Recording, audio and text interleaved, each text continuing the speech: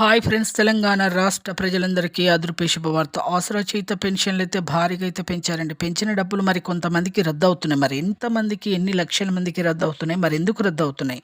అలాగే కొంతమందికి సర్టిఫికేట్స్ లేకపోవడం వల్ల రద్దు అవుతున్నాయి. మరి ఎందుకు? మళ్ళీ కొంతమందికి జమ చేసిన డబ్బులు తీసుకోకపోవడం వల్ల రద్దు అవుతున్నాయి. ఈ వివరాలన్నీ తెలుసుకునే ముందు లైక్ చేయండి, షేర్ చేయండి, సబ్స్క్రైబ్ చేయండి. పక్కనున్న bell icon all symbol button గంట సింబల్ నొక్కితే నేను వేసే లేటెస్ట్ అప్డేట్స్ వీడియోస్ వెంటనే అయితే మీ ముందైతే వస్తాయండి.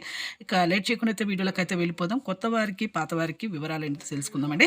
ఎప్పుడు వస్తాయి డబ్బులు అనేసి. పాత వారికి, వృద్ధులకి, వితంతువులకి, ఒంటరి మహిళకి 4,000, వికలాంగులకి 6,000 రూపాయలు అయితే ఇవ్వడం జరుగుతుంది. అలాగే సదరం సర్టిఫికేట్ లేకపోవడం వల్ల వికలాంగులకు రద్దు అవుతున్నాయి. వెంటనే మీరు ఫేక్ సర్టిఫికేట్స్ అనేది మీరు తీసివేసి ఒరిజినల్ సర్టిఫికేట్స్ అయితే ఇవ్వండి విజిలెన్స్ ఆఫీసర్స్కి. అలాగే వితంతువులు కూడా వాళ్ళ బర్త్డే సర్టిఫికేట్ అయితే చూపించాలి. అలాగే ఇక ఈ 2 నెలల డబ్బులు మీకు జూన్లో అయితే ఖచ్చితంగా అయితే ఎన్నికల తర్వాత అయితే రావడం జరుగుతుంది.